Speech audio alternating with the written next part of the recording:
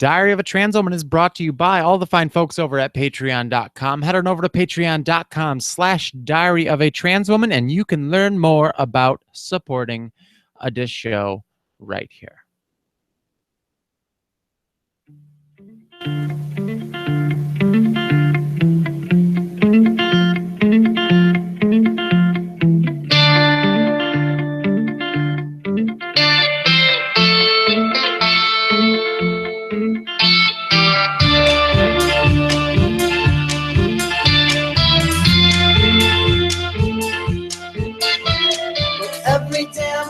Hello, everyone. Welcome back. It is episode 58 of Diary of a Trans Woman. It is a very chilly February 1st. We are in February, so we are hopefully on the tail end of winter here. I feel like winter's caught up with us here. It's been snowy, it's been crappy, it's been terrible. It's been taking my morning commute to work twice as long as it normally does, and that's even with back roads and all that crap to avoid traffic. It's just bleh. I don't like it. This week is just kind of one of those weeks, but that's all right. We're back. We have an awesome show.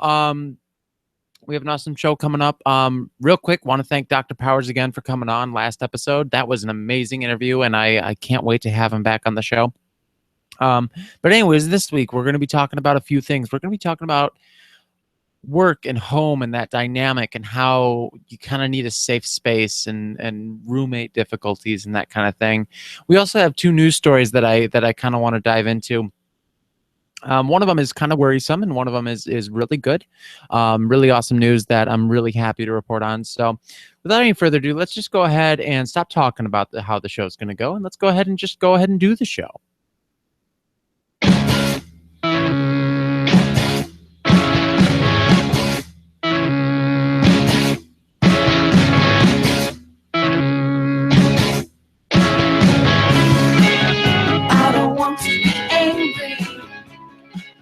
All right, so it's been a good 2 weeks since I've been able to come on and talk, because we didn't do much of a diary stuff last week, but a lot of stuff has kind of been bugging me. I don't know what it is. Let me start off by talking. I have gotten to the point in my transition where I am comfortable going out and about without makeup on. This is something where a year ago you wouldn't catch me dead out in public without any eyeliner, mascara, anything like that on. A lot of times it was too much makeup, but right now I have gotten up in the morning and weighed the option of hitting my snooze button one more time or getting up early enough to apply a good set of makeup to make myself look pretty.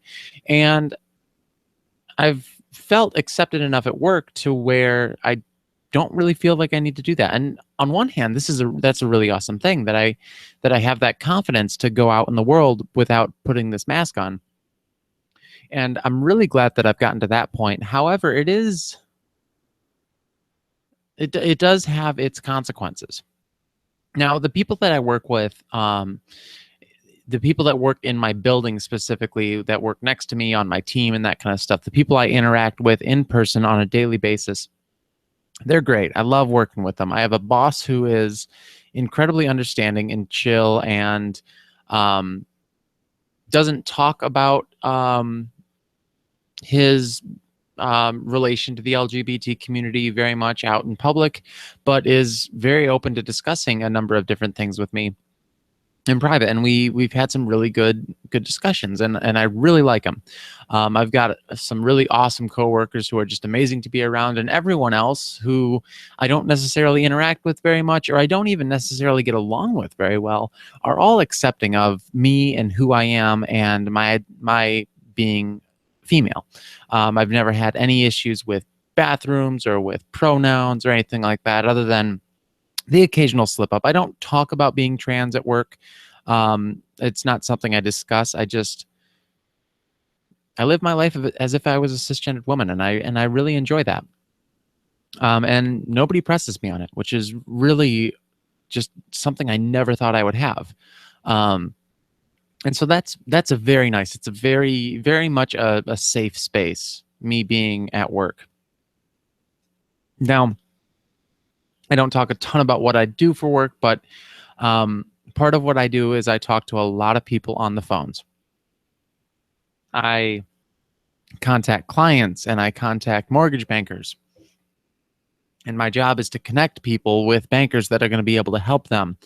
And so I'm calling people all the time, and I am putting them on hold and going to get a banker and then coming back and being like, hey, banker, this person is this, this. Can we help them out? Yeah, sure. Bring him over. Bro, introduce you. Bam. Awesome.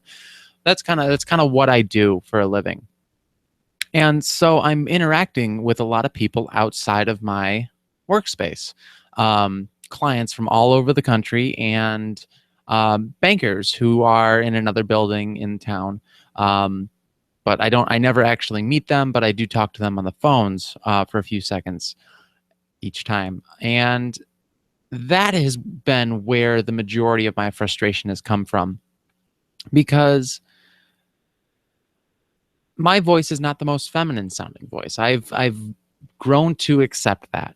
I mean, I could probably spend a buttload of time and effort training my voice to be where I want it to be, but I really don't. I've accepted this as my voice, and I'm happy with that. And I think that is the mindset that I need to have for a number of different things in my life, whether it be my physical body or just any situation, just being okay with where it is. And maybe it's a sign of laziness, maybe it's a sign of I really don't feel like the effort is worth it, or it's going to be too hard to change. But if that's what it is, it's very much a subconscious thing. And I can say with a fair amount of confidence that I'm comfortable with who I am right now. That's not to say that I wouldn't wish that things would change, but I'm comfortable. And that's all I've ever wanted to be in life, is comfortable. And so I don't have the most feminine sounding voice. And when you talk to people on the phones, I always introduce myself as Abby. Hi, this is Abby calling from blah, blah, blah. How are you today? And I get sirred constantly on the phone. And sometimes I really have to enunciate that Abby at the very first thing. My name is Abby. In fact, there's one coworker that really makes fun of me because I do put a lot of emphasis on my name is Abby. And it does sound kind of weird when you're kind of detached from the conversation, but putting that emphasis does sometimes cause people not to use sir or to even call me ma'am sometimes, which is always uplifting, which is nice. But more and more over the past 2 weeks, I've really noticed that a lot of clients on the phone and a lot of bankers have been referring to me as sir. Say, are you doing this with your home? Yes, sir. And clients, I never feel right correcting clients. I never feel right people in any kind of a job setting. I don't really have a problem correcting coworkers, even people that work higher up than me, even people who have more authority than me. I don't have a problem correcting them. However, people that come in, whether it was when I was working at Starbucks or Jimmy John's or where I'm at right now, customers and clients, I have a hard time correcting. And maybe it's just a side of me that wants to show a little bit of professionalism, but I don't know what it is. So, but plenty of bankers out there I've corrected a few times and flubbed them up. But after 2 weeks of this, and I don't know if it's just something that I've noticed more or that's been getting under my skin more, or if it's something that actually has been occurring more, it's been a lot more noticeable and it bugs me quite a bit. And so I'm not really sure what to do in this situation. There have been times when, there have been times when I throw on some makeup when I'm having a bad day, and that cheers me up a little bit, but that's kind of how I cope with it. And if this were the only case, the only thing that was frustrating me, I probably wouldn't even have mentioned it on the show. But recently, in this past week, there's been another issue that has come up, and I want to talk about just kind of my interactions with a particular roommate of mine. No names, obviously. I don't hold any ill will towards her or super bad feelings. But I've been having some issues with one of my roommates, and I'm kind of nervous about this because in my little basement studio here, there is a vent on the other side of my room that goes straight up into her room. So I'm really hoping she doesn't hear this. But if she does, maybe that's just a way of bringing it to the surface, because I don't know how to approach her about it. This is a woman who is a little bit older. She has a grown son who is trans, and she was very excited to have me move into the house. I am not the only trans person in this house either. We have the woman who owns the home, who is the nicest person in the world. We have this person, the one with the grown transgender son, and we have a friend of mine from high school who I fell out of touch with. We did the dinner theater episode with him. He came out as trans, and we reconnected after 4 years after high school and got back together. Now we're living together and we're good friends, and he's awesome. Awesome guy. But so anyways, this person that I'm talking about here in particular was very excited that I was coming to live with them, because her son had kind of vanished into nowhere and gone about his transition and just reappeared, and his mom was never really part of that transition. She didn't get to share in that at all. So she was, from what I heard, pretty excited that I was coming to live with them. And so it's been increasingly frustrating when interacting with her. It's very rare that there is an instance where she does not misgender me. And it's not because she is being aggressive towards me. She's not doing it on purpose, but she slips up. And I can understand a slip up every once in a while. I can understand it being hard to get used to, especially if you knew me before I came out. But we had a conversation, and it happened twice in the span of 10 minutes, and it was very, very frustrating. And also, I had made a statement about the Women's March and pussy hats, and how I wasn't really a fan of pussy hats, because while they claim to be inclusive of all women, it wasn't inclusive of all women. A pussy hat is not a representation of all women, because there are plenty of women out there like myself who do not have a pussy. And that was followed up by a spiel of mansplaining to me, and I really don't know what to do at this point. And I'm struggling with how to approach the subject, how to talk to this person and say, hey, I need this to not happen anymore. And I did send her a text, and we've been civil around each other. I sent her a text basically saying, like, hey, I deal with all this stuff at work all the time, and it's been getting down on me, and it's really important that the home is a safe space for me. Coming home to the place where I live needs to be safe.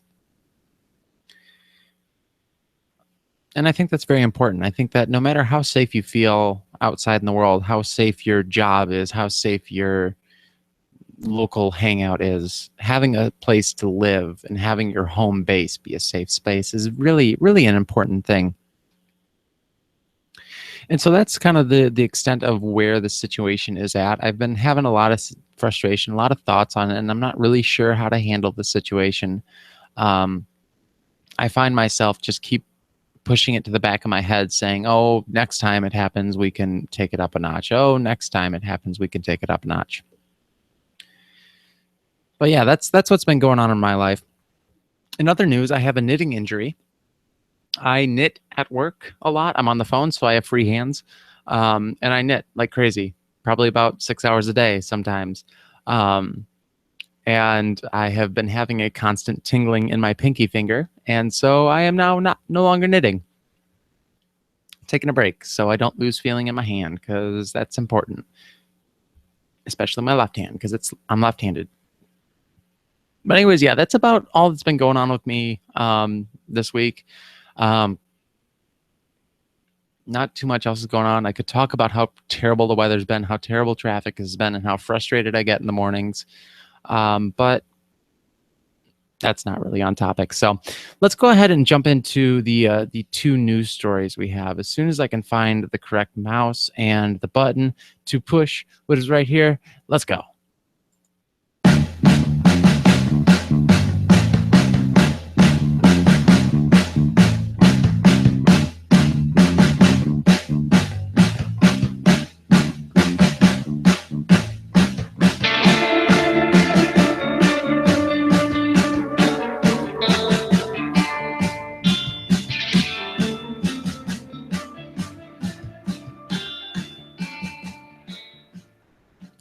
Okay, we're back. Let's talk about a couple of news stories. The first one is something that makes me a little bit worried. This is from LGBTQ Nation, a site that has contributed a number of different news stories to the show. And by contributed, I mean I found them, and I'm going to talk about them. I stumble upon a lot of LGBTQ Nation stories a lot, and I like what they have to say. But this one is entitled 5 Things Trump Did in His First Week to Make Us Fear for LGBT Rights. And I love lists. This is going to make my life so much easier because lists are so much easier to read than giant paragraphs. Number 5. Press Secretary Sean Spicer said he didn't know if Trump would overturn Obama's bans on sexual orientation and gender identity discrimination. Um, Trump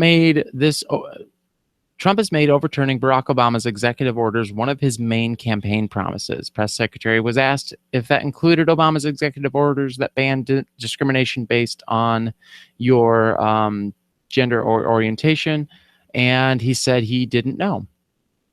And so there's just basically a non-committal thing, which makes me really worried because Trump has not taken a solid stance on I am against gays or I am for gays. And if he has said he's for gays, I don't believe it. He just, I'm really just, it makes me uneasy. I want to say that I would feel better if he had just if he just comes out and makes a stand and say that he's anti or pro this. But honestly, I don't know if him coming out and saying I'm against LGBT rights is any different would make me feel any different than if he continues taking this stance of just like, man, I don't know. Who knows how would happen with them? What if something did happen to them? I don't know. I don't think that would, I don't know how I would feel. I feel about the same. But yeah, definitely just leaving that up in the air leaving that so open-ended makes me really scared. Number 4, Trump's attorney, take 2. Trump's attorney general nominee seems really excited to let people use religion as an excuse to discriminate against LGBT people.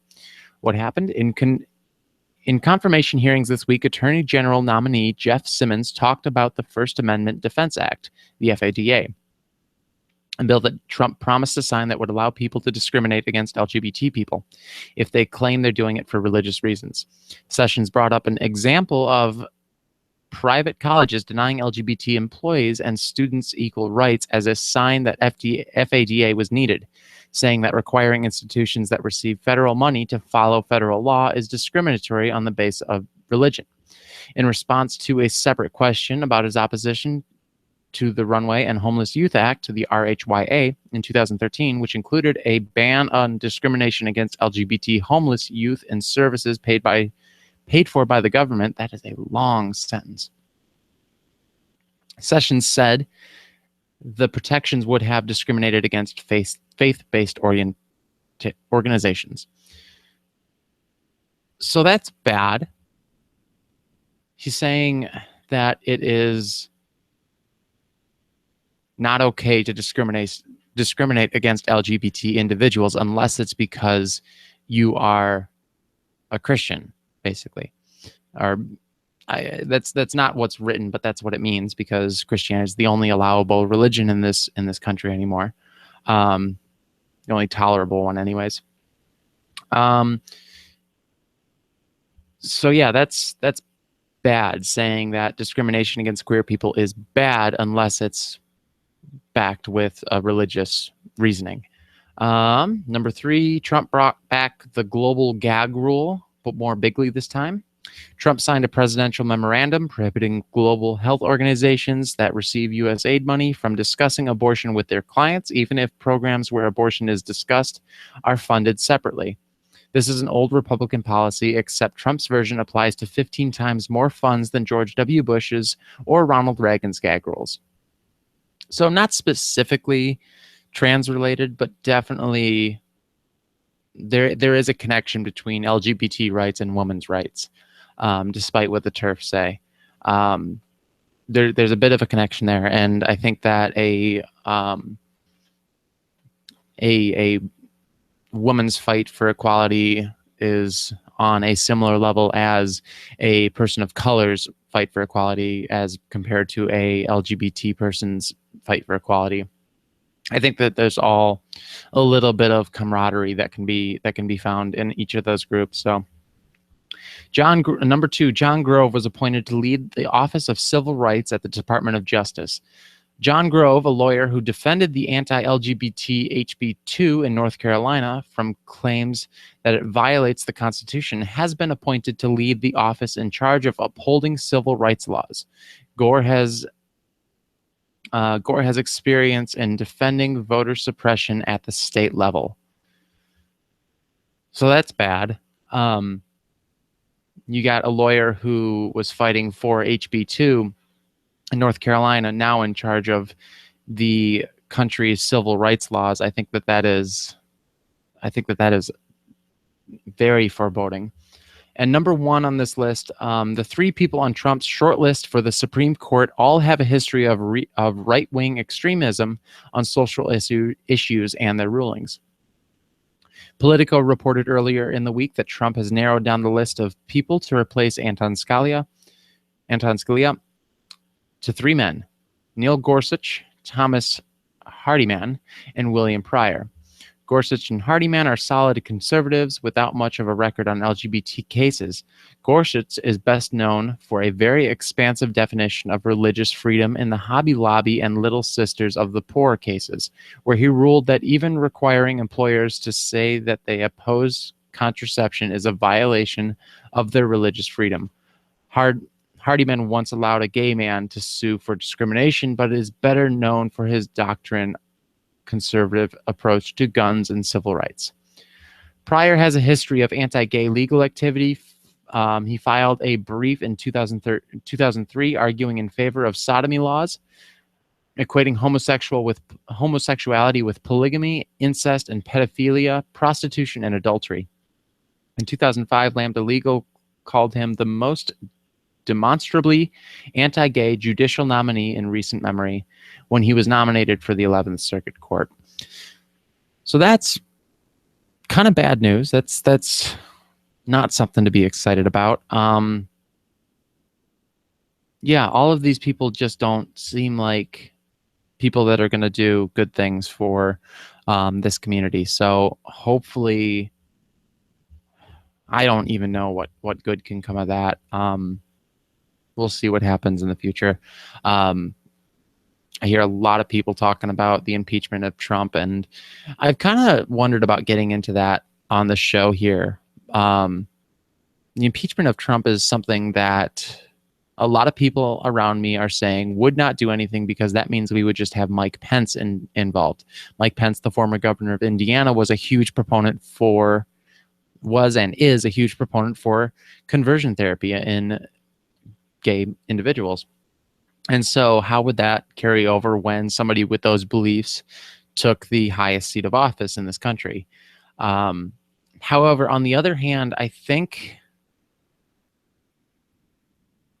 it would do this country good to stand up and say that we're not going to take this shit anymore. I hear a lot of people talking about how we're just going to have to wait 4 years and we'll see what happens. And it gets me more and more worked up when I hear people say this because I don't want to wait 4 years. I don't want to take all these strides and to make all this progress and then have it be undone, and then 4 years later maybe we can start again. I don't want to do that. I don't want to lose the progress that we've made. I want to keep what we have. I am not going to give up my rights, and I'm not going to lay back for 4 years and let this stuff unravel. I think making a stand and doing something about this right here, right now, not in 4 years, not in 2 years, 3 years. I think standing up and taking a stand when you can is something that is going to make these minority groups more of a contender in what is going to receive the political eye. And I'm not really excited about how it looks like it's going to be the rich, white men, straight, cisgendered men of the world.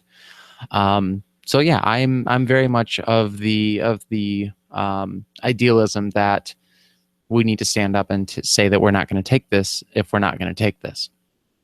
Let's go on to our last story here. The last story is an awesome story. This is from CNN.com, and this is from January 31st, so just yesterday. Boy Scouts open membership to transgender boys. This is an exciting article. I'm very happy to read this. The Boy Scouts of America say it will begin accepting members based on their gender identity, opening the door for transgender boys to join. Let me see if I can get this up on my screen. Boy.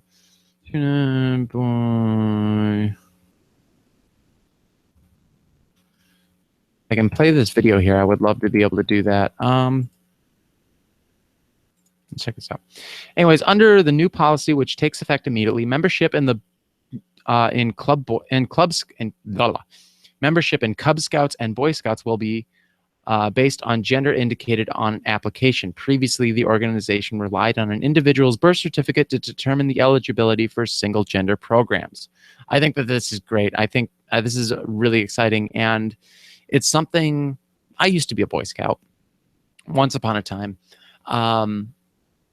And so I'm really happy to see that Boy Scouts, someone, a group of individuals, an organization that I viewed as being very conservative and very closed-minded when it came to ideas of progressiveness and opening their doors to people who are different than them. It is a very refreshing change to hear that they are being accepting. And this is obviously not a idea that is going to be accepted by every troop in the country and every town in the world, every town in the country, but it's definitely a step. And so I want to go ahead and play this video here. Hello, I'm Mike Serbat, Chief Scout Executive of the Boy Scouts of America. I'd like to update you on an action taken today by our organization so that we can continue to serve as many youth and families as possible. Scouting is about one thing: to prepare young people for life with the goal of instilling in them skills that develop character and leadership. We and others have recently been challenged by a very complex topic on the issue of gender identity. For more than 100 years, the BSA, along with schools, youth sports, and other youth organizations, ultimately deferred to the information on an individual's birth certificate to determine eligibility for and participation in many programs, especially single-gender programs. After weeks of significant conversations at all levels of our organization, we realized that referring to birth certificates as the reference point is no longer sufficient. Communities and state laws are now interpreting gender identity differently than society did in the past, and these new laws vary widely from state to state. Starting today, we will accept registration in our scouting programs based on the gender identity provided on an individual's application. We will also continue to work with families to find scouting units that are the best fit for their children. In summary, we've taken the opportunity to evaluate and update our approach. I hope you will join with me in embracing the opportunity to bring scouting to more families and children that can benefit from what our program has to offer. The BSA is committed to identifying program options that will help us truly serve the whole family, and this is an area that we will continue to thoughtfully evaluate to bring the benefits of scouting to the greatest number of youth possible, all while remaining true to our core beliefs outlined in the Scout Oath and Law. On behalf of all the youth we serve today and the millions we will serve in the future, Thank you. So that's good news. And I had a thought just while watching that. We talked a while ago about organizations and their decisions to be open to transgender and LGBT interests. And whether or not and we talked about whether or not the motivations behind that were based on a core value of beliefs or based on picking a side in a fight in order to hopefully side with the winner of that out the person that came out on top.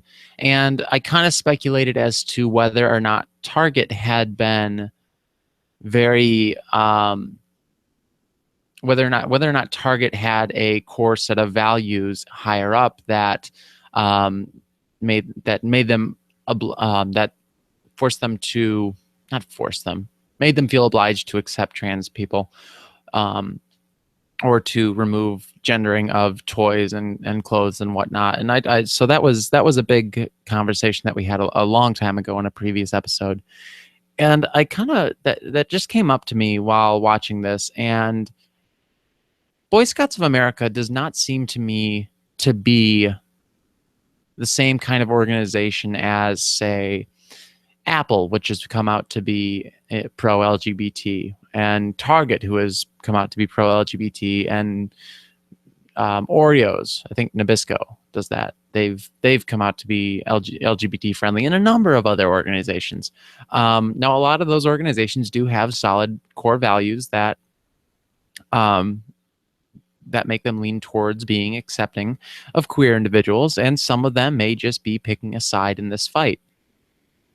I think about the Boy Scouts of America, though, and think about how conservative I used to view them, and how close-minded I thought they were. And I find my mind being changed by this announcement, not because I'm eager to believe that someone is turning over a new page in a book, or not to believe that people can change on a dime like this, but because the Boy Scouts of America is not this huge money-making organization. They are not a superpower when it comes to economic establishments. The Boy Scouts of America is someone who, I mean, any summer camp, anyone who starts a summer camp, for example, is not doing the summer camp thing to become rich. Or at least if they are, it's not going to be a very successful summer camp. I think the Boy Scouts of America is the same way. Boy Scouts of America has not lasted as long as it has, and has been as predominant as it has been in our history, because somebody wanted to get rich. And the person at the very top of this ladder, I believe, is someone who serves to help other people, and instill leadership and life skills that are going to help them later on in life. I think that is a very core value. And the fact that alongside that value, you can open your doors to transgender individuals instead of just having cisgendered boys be a part of this group, I think that is very indicative of a truly progressive move forward. And so I'm very, very excited and very encouraged to see that this is happening.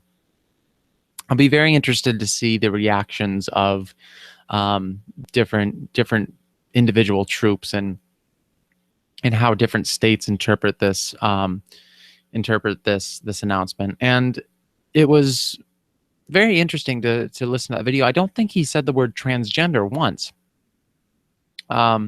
This is simply just, instead of looking at a birth certificate to determine eligibility, they would look at what was filled out on the application. And so while that does mean the same thing, they are picking their words wisely. And I'm not 100% sure if that is because they know that they have a fairly conservative member base, or if they're just being particular about their words, or what. But it'll be very interesting to see how this plays out. But that should just about do it for the show. If you have any questions, comments, or concerns, I would love to hear from you about them.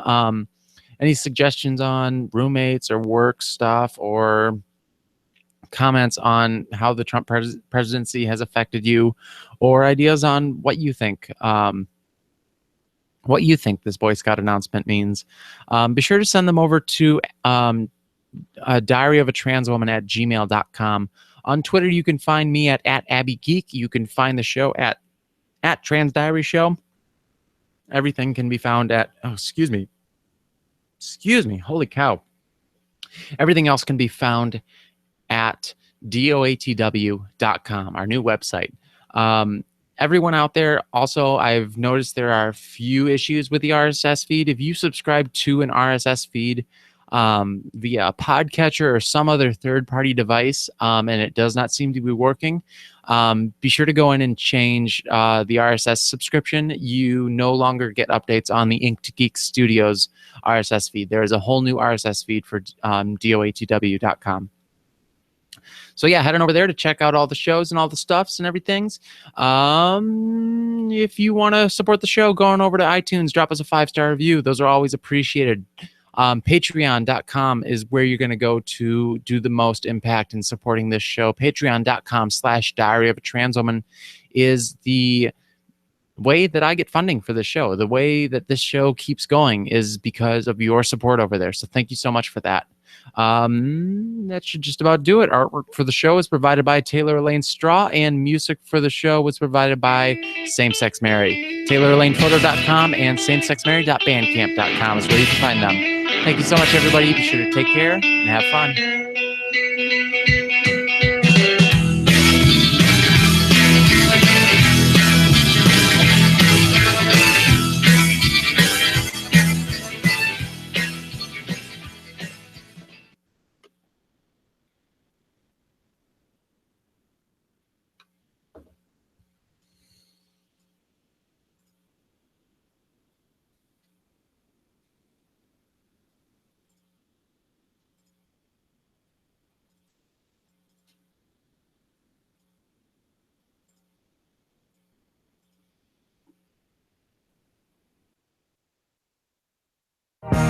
I know.